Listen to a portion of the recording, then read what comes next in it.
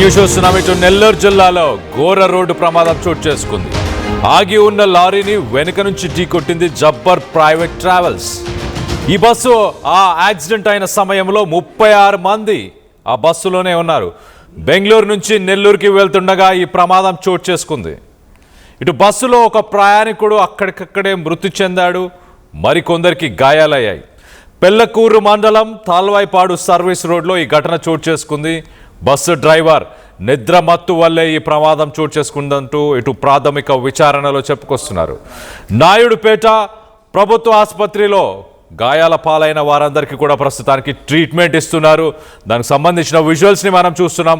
ఒక ఆగి ఉన్న లారీని వెనక నుంచి మరి తెల్లవారుజామున ఇటు నిద్రమత్తులో మనం చూడొచ్చు. ఆ బస్సు పూర్తిగా లారీ వెనుక భాగం బస్సు లోపలికి పూర్తిగా వెళ్ళిపోయింది. ముందు భాగంలో ఉన్న డ్రైవర్ సీట్ సైడు ఆ విండ్షీల్డ్ అవన్నీ కూడా పగిలిపోయాయి. మరి బస్సులో ఒక ప్రయాణికుడు అయితే అక్కడికక్కడే మరణించినట్టు తెలుస్తుంది. ప్రైవేట్ ట్రావెల్స్ నిర్లక్ష్యం ఇంకా కొనసాగుతూనే ఉంది. నిద్రమత్తులో ప్రయాణికుల ప్రాణాలని హరించాడు ఆ బస్సు డ్రైవర్ అని చెప్పుకోవాలా. మొత్తం మీద దీనికి సంబంధించి లేటెస్ట్ అప్డేట్ తీసుకునే ప్రయత్నం చేద్దాం. ఇటు మా ప్రతినిధి గయాజ్ అందుబాటులో ఉన్నారు. గయాజ్తో మాట్లాడి తెలుసుకునే ప్రయత్నం చేద్దాం. గయాజ్, చెప్పండి, ప్రస్తుతానికి మిగతా ప్రయాణికుల పరిస్థితి ఎలా ఉంది అండ్ ఈ యాక్సిడెంట్ అవ్వడానికి గల ముఖ్య కారణం ఏంటి? కళ్యాణ్, ప్రైవేట్ ట్రావెల్స్ బస్సుల ప్రయాణం అంటేనే భయపడాల్సిన పరిస్థితి అయితే ఏర్పడి ఉంది. అయితే ఈ జబ్బార్ ప్రైవేట్ ట్రావెల్స్ బస్సుల ప్రమాదాలు నిత్యం ఇప్పటికీ 4-5 ఘటనలు నెల్లూరు జిల్లాలో జరగడం జరిగింది. ఉమ్మడి నెల్లూరు జిల్లా పెళ్లకూరు మండలం తాళవాయిపాడు జాతీయ రహదారి సర్వీస్ రోడ్డులో ఆగి ఉన్న లారీని జబ్బర్ ప్రైవేట్ ట్రావెల్స్ బస్సు ఢీకొనడంతో ఒకరు అక్కడక్కడే ప్రాణాలు కోల్పోగా మరో 24 మందికి స్వల్ప గాయాలవ్వడం జరిగింది. వారందరినీ చికిత్స నిమిత్తం నాయుడుపేట, అదేవిధంగా సులూరుపేట ప్రాంతాలకు ఆసుపత్రికి తరలించడం జరిగింది. బెంగళూరు నుంచి నెల్లూరుకు వచ్చే ఈ ట్రావెల్స్ బస్సు ఉదయం 5:30 సమయంలో ఈ తాళవాయిపాడు క్రాస్ రోడ్డు వద్ద ఆగి ఉన్న లారీని వేగంగా వచ్చి ఢీకొనడంతో ఈ ప్రమాదం జరిగింది. అయితే మొత్తం బస్సులో 36 మంది ఉన్నారు.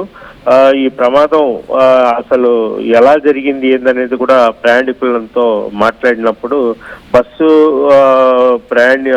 బెంగళూరులో బయలుదేరడం జరిగింది. అదేవిధంగా 3 ఆ ప్రాంతంలో తిరుపతికి రావడం జరిగింది. అక్కడి నుంచి అదే డ్రైవరు నడుపుతా వస్తున్నాడు. అయితే బస్సు మెలకలు తిరిగినట్టు నడుపుతున్నట్లు కూడా ఇచ్చేసారు. చాలా మంది ఇతను నిద్రమత్తులో నడుపుతున్నాడనే కూడా బస్సులో డిస్కషన్ జరిగింది. అయితే 5:30 ఆ ప్రాంతంలో ఒక్కసారిగా పెద్ద శబ్దం రావడము, అదేవిధంగా బస్సులో ఉండే వాళ్ళంతా ఉలిక్కిపాటు గురై ఏందని లోపే పెద్ద ప్రమాదం జరిగింది. డ్రైవరు వెనక ఉండే ఒక వ్యక్తి అయితే అక్కడక్కడే ప్రాణాలు కోల్పోవడం జరిగింది. అదేవిధంగా డ్రైవరు వెనక వైపు ఒక 5-6 సీట్లలో ఉండే వాళ్ళందరికీ బలమైన గాయాలు అవ్వడం జరిగింది. వెంటనే వాళ్ళందరినీ చికిత్స నిమిత్తం చేయడం జరిగింది. అదేవిధంగా బస్సు డ్రైవర్ నిర్లక్ష్యం కారణమే అతనుకు ఈ ప్రమాదం జరిగినట్లు కూడా ఇచ్చేస్తున్నారు. ఒకే డ్రైవరు బెంగళూరు నుంచి నడుపుతున్నాడు. దీనివల్లే ఇతను నిద్రమత్తులో ఈ ప్రమాదం చేసినట్లు కూడా ప్రయాణికులు అయితే చెప్తున్నారు. ఇటు సంఘటన తెలిసిన వెంటనే అక్కడికి అధికారులు కూడా చేరిపోవడం జరిగింది. ట్రావెల్స్ బస్సు యాజమాన్య నిర్లక్ష్యమే ఇందుకు కారణము. అదేవిధంగా డ్రైవర్ని కూడా పోలీసులు అదుపులోకి తీసుకోవడం జరిగింది.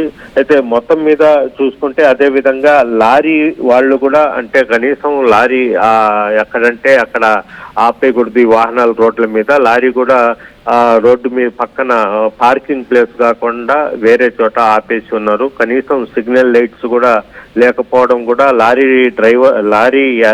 డ్రైవర్ది కూడా తప్పుగా పోలీసులు అయితే భావిస్తున్నారు.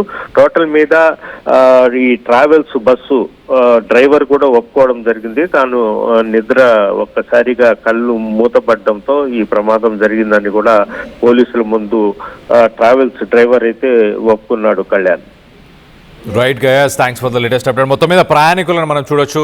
ఈ బస్సుకు సంబంధించిన ప్రయాణికులు ఆ రోడ్డు పైన ఈ డ్రైవర్ వెనుక ఉన్న ఒక 4-5 రోస్లో ఉన్న ఆ ప్యాసింజర్స్ అందరికీ కూడా తీవ్ర గాయాలైనట్టు తెలుస్తుంది.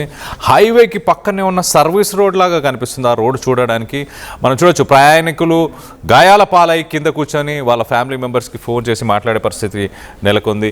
సర్వీస్ రోడ్లోనే మరి ఎంత వేగంగా వెళ్తుందా బస్సు. మొత్తానికైతే బస్సు డ్రైవర్ తన నిద్రమత్తు వల్లే ఈ యాక్సిడెంట్ జరిగిందని ఒప్పుకున్నాడు. నిద్రమత్తు ఉన్నది అని మరి గ్రహించిన సమయంలో ఓ డ్రైవర్ బస్సుని ఆపి కొంత విశ్రాంతి తీసుకొని ఉంటే బాగుండేదేమో, ఆ మనిషి ప్రాణాలు బతికేవేమో. ఏపీ 39కి సంబంధించిన లారీస్ కూడా ఈ మధ్యకాలంలో మనం చూస్తున్నాం ఇష్టానుసారంగా ఎక్కడ పడితే అక్కడ పార్క్ చేస్తూ వెళ్ళిపోతున్నారు. దానివల్ల ఇలాంటి యాక్సిడెంట్స్ జరగడం. మొన్నటికి మొన్న ఇటు బెంగళూరు నుంచి తిరుపతికి బయలుదేరిన వరంగల్కి సంబంధించిన ఒక ఫ్యామిలీ ఇలానే ఆగి ఉన్న ఒక లారీని గుద్ది మొత్తానికైతే పూర్తిగా ఆ ఫ్యామిలీలో ఉన్న భార్య, భర్త, పిల్ల, ఒక పాప, ముగ్గురు కూడా అక్కడికక్కడే మరణించారు. మరొక సంఘటన అని చెప్పుకోవచ్చు. బస్సులో సేఫ్గానే ఉన్నాం కదా, మనకంటే ముందు ఒక డ్రైవర్ ఉన్నాడు, బస్సుకు సంబంధించిన వ్యక్తులు ఉన్నారు కదా, మన ప్రాణాలు సురక్షితంగానే ఉంటాయంటూ ఎంతో కొంత నమ్మకంగానే బస్సు ఎక్కుతుంటారు. కానీ వాళ్ళ ప్రాణాలకి ఎలాంటి విలువ లేదు అన్నదానికి ఇది రుజువు అనుకోవచ్చు. నిద్రమత్తు ఉందని ఇటు నిర్ధారించినా కూడా, అలాగే నిద్రమత్తు ఉందని ఇటు డ్రైవర్కి తెలిసి కూడా ఈ తప్పిదం ఎలా జరిగింది మరి. జబ్బర్ ట్రావెల్స్కి సంబంధించిన యాజమాన్యం ప్రస్తుతానికి డ్రైవర్ని కూడా పోలీసులు అందుబాటులోకి తీసుకున్నారు. ఒక్కసారి ఆ ఘటనా స్థలం దగ్గర ఎలాంటి పరిస్థితులు నెలకొని ఉన్నాయో ఒక్కసారి చూసే ప్రయత్నం చేద్దాం.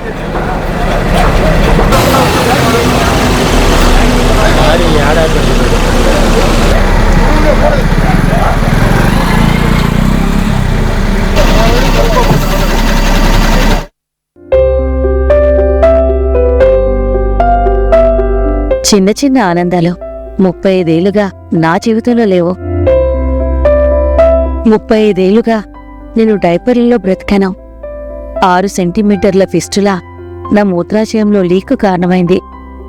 ఎవరూ నాకు సహాయం చేయలేకపోయారు.